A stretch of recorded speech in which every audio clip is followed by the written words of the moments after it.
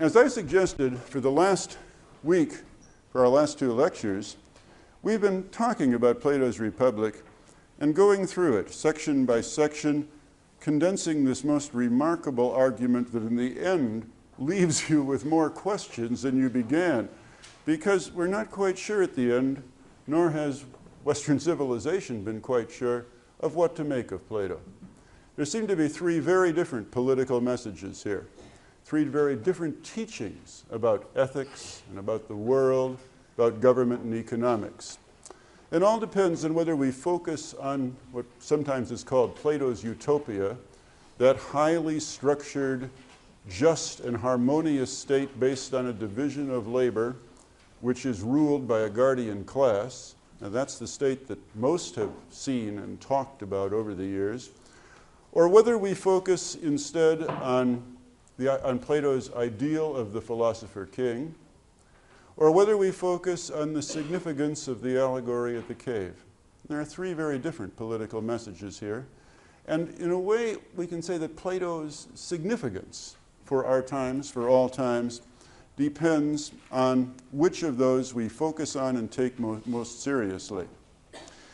But today, let's just discuss first, generally, what Plato's philosophy has meant to Western thought, and how his ideas of politics may have relevance for our times, or have been thought to have had relevance in our thoughts about politics and economics and social thought through the ages.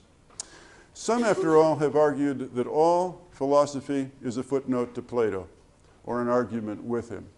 That somehow Plato started the conversation of Western civilization. And well into next semester, when we begin to study Marx, and we begin to study Hegel, and even the American pragmatists, we'll still see that these thinkers, philosophers of, if not quite our age, then the age just before ours, were still trying to answer the questions that Plato put. And you can still see the Platonic questions through contemporary newspapers and magazines and learned journals and articles. These things come back to haunt us all the time. But the interesting thing is that Plato's ideas have never been dominant in Western civilization. There's never been a Platonic age, really, as there's been an age of science or an age of Christianity or even an age of Aristotle, one might say. He's always been behind the scenes. He's always cut against the current of the thought of all time. Plato has never been common sense. People have never in Western civilization thought generally and naturally like him. And I suppose that's why he's been so exciting to read all through the centuries, is that Plato always gets us or asks us to think differently about things, to challenge our common sense and to question it. And he remains an undercurrent then in our thinking that reemerges from time to time with often revolutionary and remarkable implications and significance. I suppose the central theme and the really radical nature of Plato's thought lies in what we might call his idealism. Now, that's a technical philosophic term, and it doesn't mean that he was idealistic and believing in good things, but idealism, as philosophers use the term, really means the central Platonic idea that ideals are real, that they actually exist, that they're not just figments of our imagination. And behind Plato's idealism is even the stronger thought that abstract ideas like beauty or goodness or justice are in a funny way more real than the commonplace things of this world, things like tables and chairs and corn and clouds and airplanes. Now, this really revolutionizes our common sense way of thinking about things, because I think in our natural approach to the world, we think of ideas as dream stuff, as figments of our imagination. They pass, they're transitory, they're fluid, they're flexible. They don't seem very real. And we attach the word reality or existence or sureness to the material objects of the physical universe. And in that sense, we normally think in completely the reverse terms from Plato.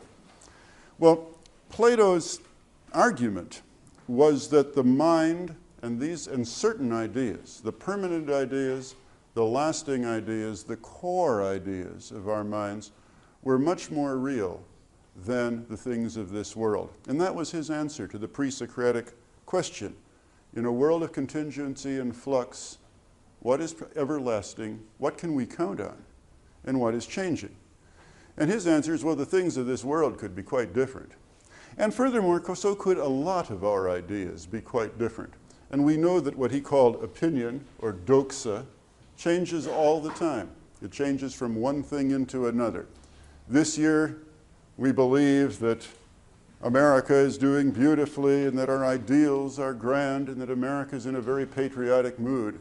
Everything we do is right.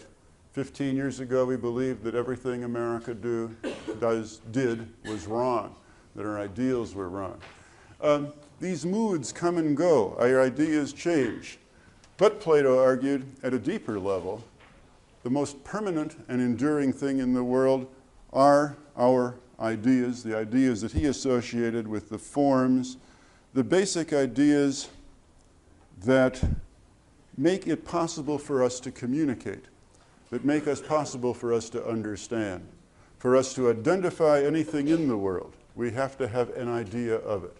And our ideas, our most abstract ideas, in fact, words like justice, beauty, goodness, are the most permanent and unchanging things in the world, or at least the idea behind the idea, the part of the mind that makes it possible for us to think such thoughts at all. Well, from that idea then, from that point of view, from Plato's point of view then, we live in a world of illusion. We live in a world of changing and transforming appearances. But only when we begin to reflect, introspect, when we walk up the mountain with the philosopher and reach the world of the forms, do we begin to understand what reality really is.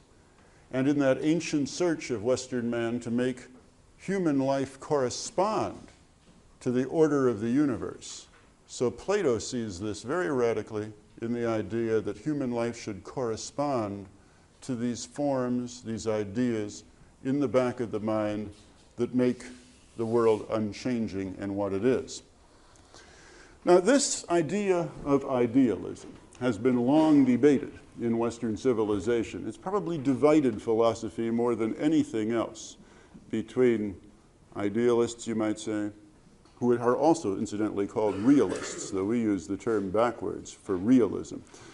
But between the idea that the most important thing in the world were physical experiences, sensations, and that our ideas of them were only illusions of the real world or images of the real world. And on the other hand, the idea that the things of the real world were only images of our ideas. That question has been debated over and over and over again. But philosophy is a distant thing from our civilization. Ours is an age of science, and we live every day in a world of science. And the truly remarkable thing is that Plato's ideas, in a very strange way, have informed all of the idea behind all of Western scientific imagination. First is the thought that the meaning or the logic of the universe is a reflection of basically mathematical forms. Now that's the Pythagorean element underlying Plato's thought. And to be sure, much of modern science has gone directly back to Pythagoras. But as we'll see some time later on in the great Copernican revolution, which sets so many of our ideas about astronomy and physics, this theme was passed on from Plato. And it was people who were Platonists, underground Platonists, who really established much of the framework of modern science. And their view was that the world had to make sense mathematically. So that mathematics, that until you had a mathematical explanation of something, you really didn't have an explanation of it all. Until you could create equations that would talk about the physical properties of matter, you really didn't understand matter, or in economics, or in any other field of science. Now, we take that much for granted, and all of you have somehow dutifully learned that to learn physics or learn chemistry, well, less in chemistry, but to learn physics or many hard sciences, you need a mathematical base. You have to take calculus. You have to take advanced mathematics. But you've never really asked yourself why. And the answer is that scientists presume that reality is mathematical, ultimately. And in that sense, modern science looks terribly, terribly Platonic. And it's a huge assumption that underlies all of modern science. And I suppose what's terribly spooky about it is that to the extent that modern science works, to the extent that we can create atom bombs and understand the mysteries of matter and nature, Plato might have been right. His hunch was in some sense confirmed by modern science. Reality is mathematical, at least as it is understood by modern science. So this very strange Greek philosopher who you've been looking at and thinking, my, what an odd man was he, what peculiar thoughts, thinks thoughts that have been enforced upon you by the entire scientific world, and that to the extent that you believe in science, which is also a matter of faith, of course, are confirmed by modern science. Now that's one thing. The second thought is even deeper about the impact of Platonic reasoning on modern science, and it works like this. To believe in science at all, you have to believe that the world is rational, the universe is rational, which means that the order of nature is like the order of human reason. Now, you just ponder that one a moment, because it's not a terribly easy thought the first time you hear it. But there's a strange article of faith underlying all science, which is that the way the human mind understands things is in fact the way the universe is. Now that's an audacious thing to say when you think of it, that man can understand the universe because the reason of the universe is like human reason. The Judeo-Christian tradition, by the way, has been very suspicious of this belief, because in a way it makes man God. Man's reason is like God's reason. And if man can be the perfect knower, if the universe is exactly a reflection of human reason, then in fact, or that human reason is just like the reason of the universe, then in fact man in a way can become God. And as we'll see when we get into the long Christian tradition, the question of how much human reason could know the will of God, which is the same thing in religious terms as the order of nature, has been a very open question for a very long time. But this is the faith behind all of modern science, was that human reason could understand the true nature of the universe, which means that however the universe was created, it works along principles that are open to human reason. And the more you think about that, that's a gigantic article of faith too. But all scientists have believed that to one extent or another. Copernicus believed that, Newton believed it, Galileo believed it. Albert Einstein, the father of theory of relativity, believed it. In his great debate with Heisenberg on the uncertainty principle, Heisenberg proclaimed that scientific knowledge could not know truth exactly. Because truth was essentially the study of random events, and the universe was full of random events. And that all that science could be was probabilistic. It could kind of look at things and study the forces behind them and the causes behind them, and it might be able to make some statements about what was likely to occur based on statistical probabilities. Einstein examined this assertion and rejected it. And his ground was an interesting one. He said, God does not play craps with the universe. The universe is not a crap game. It is not meaningless to Einstein. It is not just random motion. It is not purposeless. It reflects the mind of a creator. God does not play craps with the universe. The mind of a creator whose reason is like man's. So in a religious sense, man is figuring out God's mind, God's will, by his study of creation. Well, that belief had informed Christian science through many centuries, as it informed Jewish science through many centuries. But it's also there in Plato with his funny view, his view that somehow the mind was capable of seizing on, apprehending absolute reality, the reality behind appearances, that the mind then of man was the mind of the universe in a strictly and in a very hard and immediate sense. So, Plato's idealism looks very radical the first time we think about it. Then we realize that it lies behind the most common part of our civilization's faith in science as the way of explaining matter and the facts of life about the universe.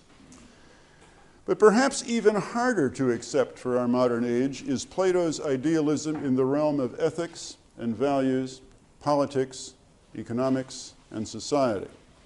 Because if you take Plato seriously, what he's saying is that there are absolute values. There is right and wrong, good and bad, just and unjust. And these things are not just matters of opinion, and they are not just matters of culture, and they are not just matters of convenience. They exist as surely as anything exists. Now, Plato's method of demonstrating this we've become familiar with in the past week or two. And it's an indirect way. Plato never shows you the form of justice, and he never shows you the form of beauty or truth.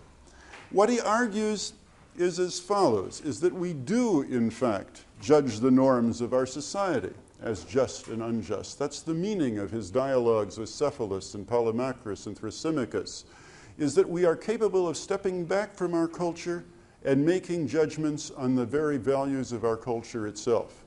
Now, nobody who is completely culturally determined could do that.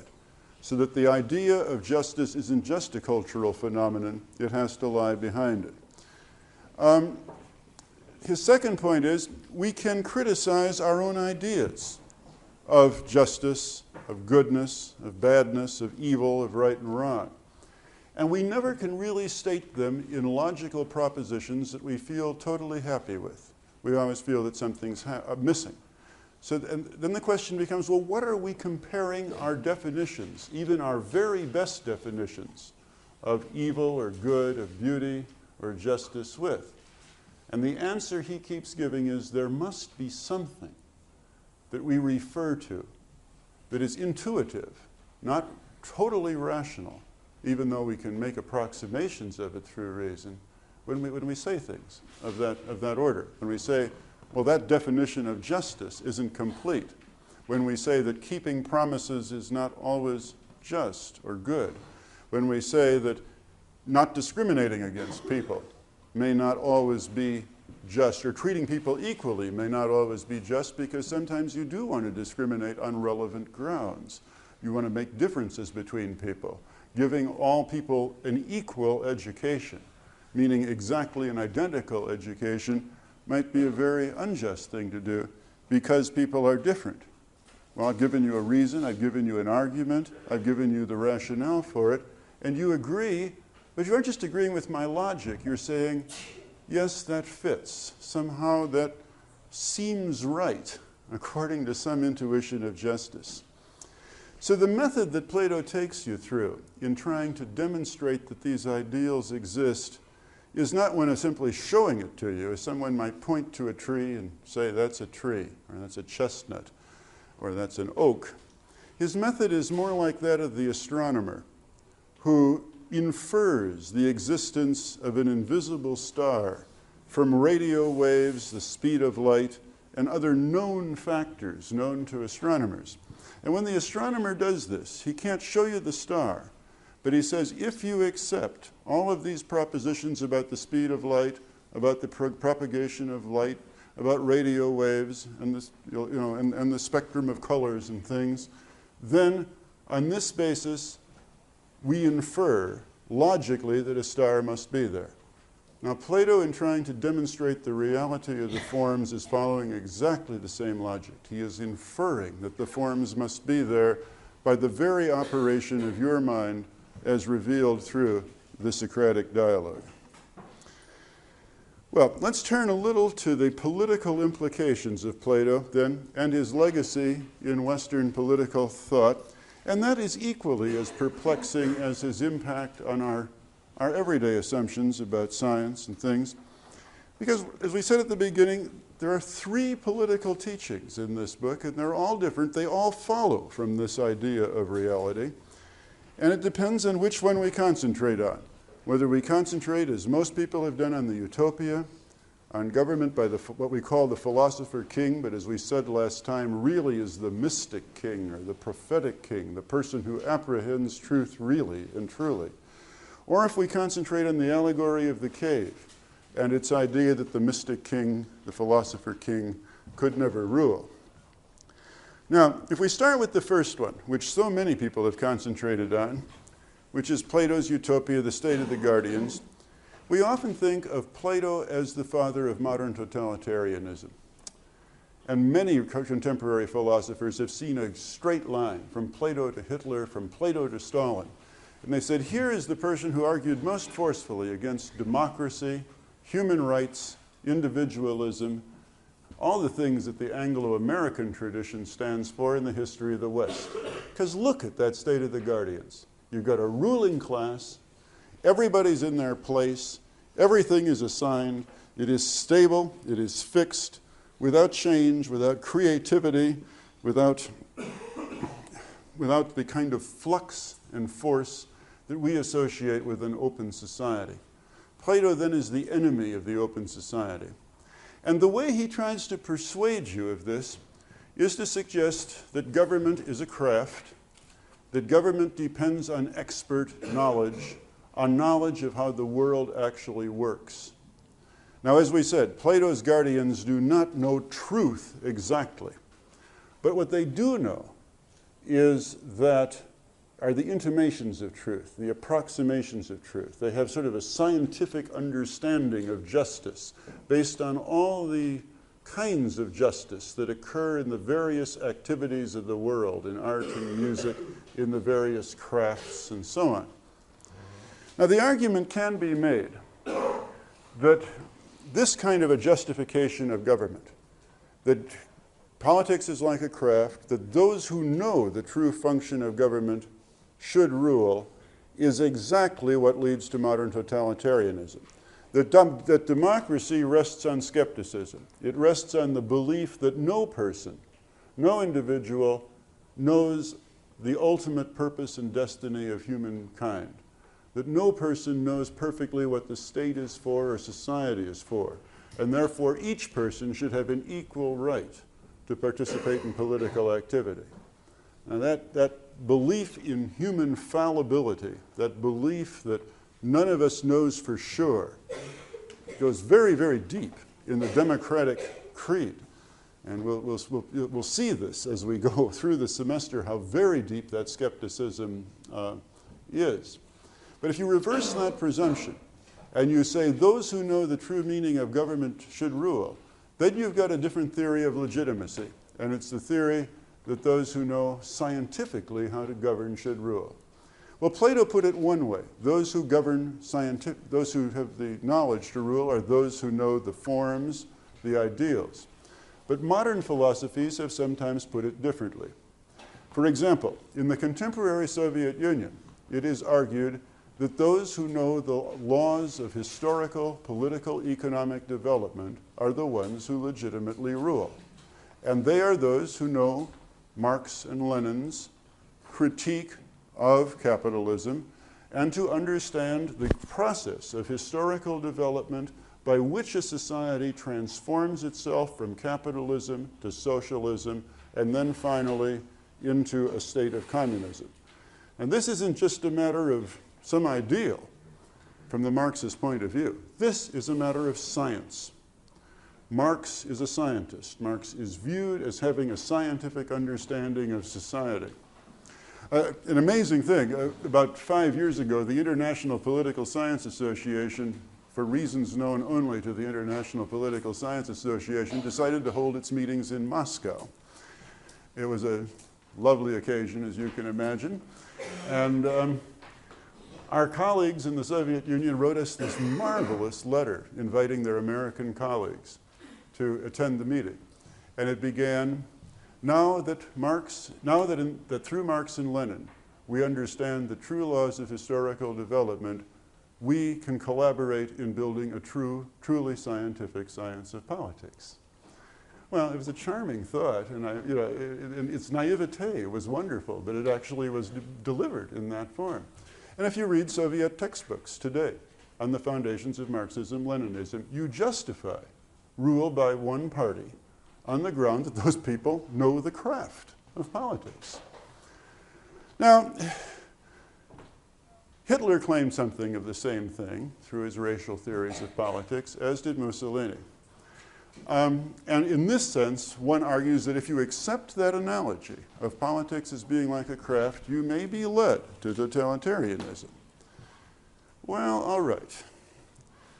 But now let's kind of back off from that argument again. Because within our own society, we've said much the same way, and we do say the same thing to one another. And we do accept that some aspects of politics are craft-like at least, even if you can't exactly say where you want to draw the line.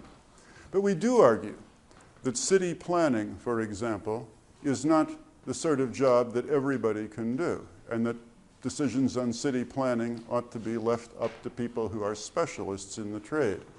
And we do argue that economic policy decisions ought to, if not be made by, at least be influenced by the knowledge of political economists or economists. And we do say that many of the tasks of modern society are too complex to be handled by any citizen or even by politicians. Our society has become a government by experts. Our congressional committees are staffed by political scientists and economists and all manner of social scientists and experts in various policy areas, as are our government bureaucracies. And so, in a sense, we do endorse, at least in part, the Platonic vision that truth should speak to power, at least part of the time, though we've never been able to draw exactly the line at which science and knowledge and the craft-like parts of politics should be reconciled to democracy. And before dismissing Plato's views on the guardians altogether, I suppose one should consider not just the government of the state, but a government like the government of a corporation, because a corporation is a polity too. And if you look at an organization the size of IBM or General Motors, you begin to see that we do think about the government of the corporation almost as Plato described it. For example, we would say that a corporation needs accountants, and it needs salesmen, and it needs engineers, and it needs machinists, and it needs painters, and it needs tool makers. And it is better if people specialized in these tasks than if somebody did sales work today and was on the assembly line tomorrow, and the third day was doing the accounting, and the fourth day was in charge of investment and things of that kind. It also, though, we say, needs managers. And managers do not have any one of these particular skills. In the modern school of business, a manager is a manager. We train people to be managers. And we teach what is essentially, well, what Chester Barnard, one of the fathers of modern administrative science, called the art of coordination, which is about the same thing as Plato meant by decay or harmony of these various functions. So that the job of the manager is not necessarily to do any one particular thing, but to lead the whole corporation through all of its functionally specific parts to its goal of making a good product profitably, employing its people, maintaining itself, and growing over time. But the goal is not simply that of the product or the books, making the books balance, or having the product sold. The goal is that all of these things should be integrated together in a total harmonious product, so that the society won't work. The corporation won't work if you just have salesmen. The corporation won't work if you just have advertising managers. It won't work if you just have people building the product and not selling it. You need to have all of those things put together, and modern management science is in charge of talking about that. And in fact, if any one of those elements rules, the corporation becomes adikia, unjust. See, the auto industry's tried that through many incarnations. And it's always found that where it promoted its executives from made a great deal of difference in the philosophy of the American automobile. In the first generation, the generation of Henry Ford and others, engineers and designers tended to rise to the top. And you got good cars, but they often weren't very fashionable. Henry Ford's Model T and Model A, they were engineers' cars, but they weren't very classy things. After the Second World War, there was a revolution in the power elite of the auto industry, and designers and marketeers, people like Lee Iacocca, came to power. And they designed flashy cars and very marketable cars. They were the marketing men. And the American automobile became kind of beautiful and sleek, but its quality went down. It became fashionable, bigger, but the Japanese overtook us in basic engineering, product design, and production, and so forth. In a third generation, in the 1970s, the control of the corporations passed to the accountants and the financial managers. And then production was ignored almost altogether in the interests of corporate accounting, corporate profitability. And only now are the corporations finding that they need generalists on top, leaders on top, who can harmonize these various functions. But if any one of the groups within the corporation expressed their particular virtue as the virtue of the whole corporation, production, marketing, or cost accounting, the corporation would fail.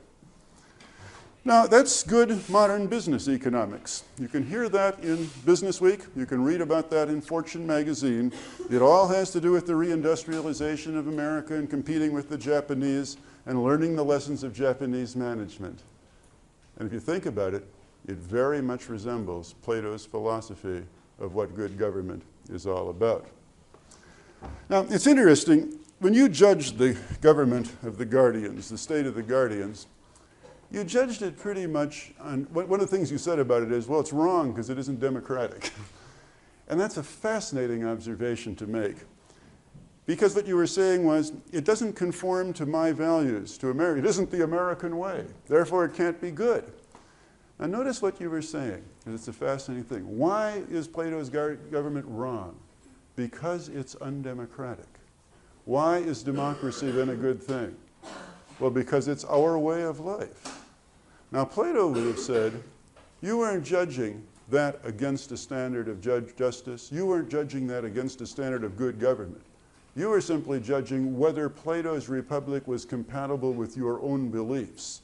So what you were essentially doing was saying, I will accept or reject any political philosophy depending on whether it reinforces my beliefs or not. Just like Polymachus, just like Thrasymachus, just like those who start with the customs of their country and judge every philosophy against it.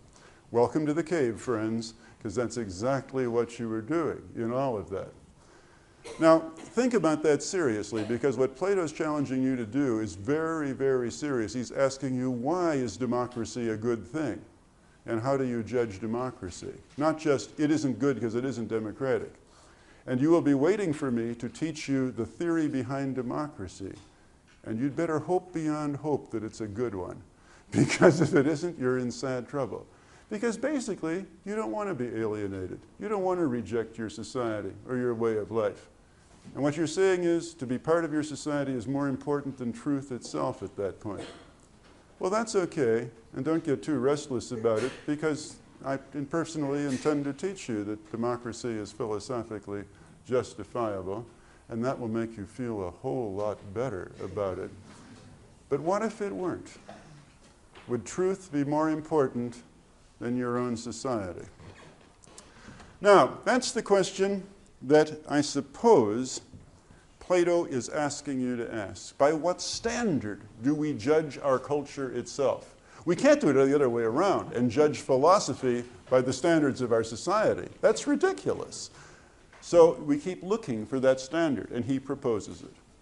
And in the end, of course, Plato does go on to tell us that the state of the Guardians would not itself be a just state. The Guardians do not really know justice. They only know how to harmonize diverse excellences. They have learned the concept of justice in its various earthly and cultural manifestations. And so then Plato goes on to say that only if philosophers, as he puts it, or as the translators put it, become kings, would we have an ideal state. Only someone who knew justice truly, who apprehended the form immediately by which we compare all conceptions and definitions of justice. Well, all right. Now notice what Plato isn't saying. He's not saying that he is the philosopher-king, and he isn't saying that Socrates is. He doesn't even intimate that that would be a possibility. But he leaves us with another image: government by the prophet, government by those who know the will of God, if you want to put it in religious terms, or who know science perfectly. Now, this image of politics has also come on down to us in many forms. And of course, the difficulty with it is that in our democratic imagination, we say, well, we'd certainly be willing to follow the will of somebody who knew the will of God truly, or who knew the nature of reality or the Platonic forms personally perfectly, as long as they could show it to us. See, this is a democratic skepticism. If you can persuade me rationally of something, I'll accept it. So if you know the will of God, prove it to me. That's the scientific way, by the way. Never accept an argument on faith. And what Plato is saying, sort of tongue-in-cheek, is, that can't be done, friend. Until you've gone to the mountain too, you don't know. So the philosopher-king can't prove it to you. He will show you. He will try to teach you. He will teach in allegories.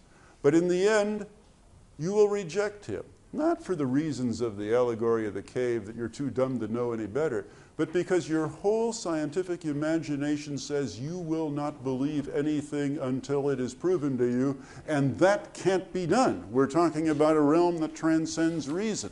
You can go up to the mountain, and you may share the religious vision, but it's not a safe ground for society.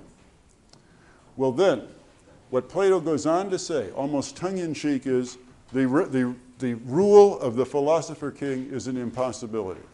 First, he doesn't even indicate that any human mortal can get there, can be the true philosopher. It's a postulate. It's an ideal.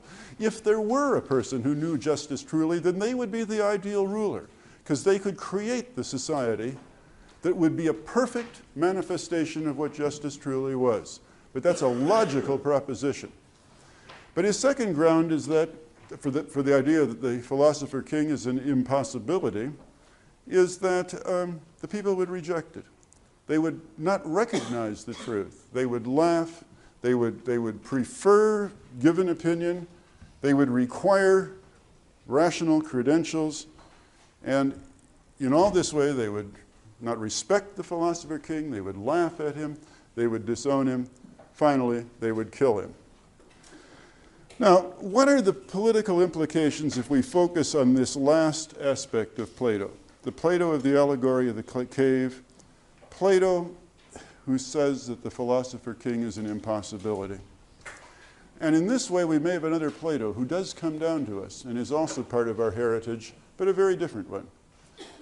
It's interesting that Plato wrote, after the Republic, 2 additional books on politics. One was called the Statesman, and the other was called the Laws. And many have argued that these are inconsistent with the Republic, that perhaps Plato became more mellow in those later years, less opposed to Athenian democracy. Perhaps he was disillusioned. But in these later books, Plato argues neither for rule by experts nor the philosopher-king. And in the Laws in particular, he argues for what he would call a second-best society. If the rule of the philosopher-king is an impossibility, then where can we go to for relative permanence, for relative stability in the world?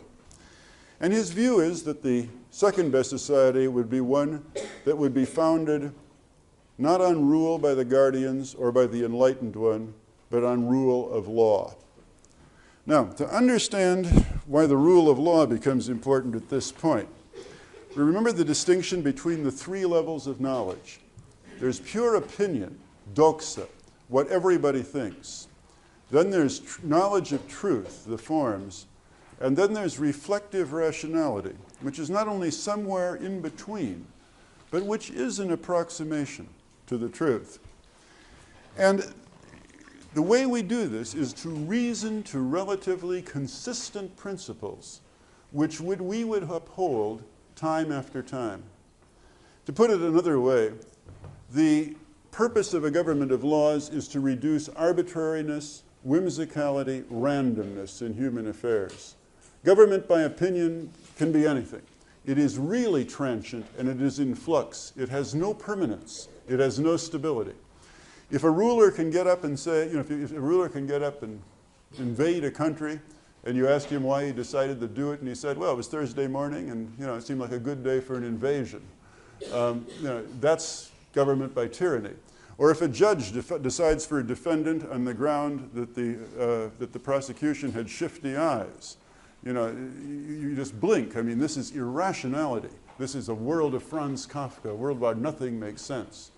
The rule of law requires that we base our judgments on consistent principles that become then a kind of ideal, a kind of reality that gives society form and shape and order over time.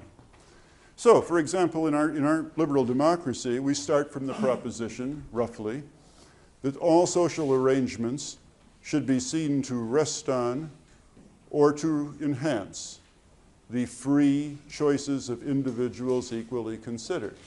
And then we reason from that to the implications of it. We ask, well, if that is the case, that society should be based on the free choices of individuals equally considered, can we tolerate having a different standard or different status for blacks and whites?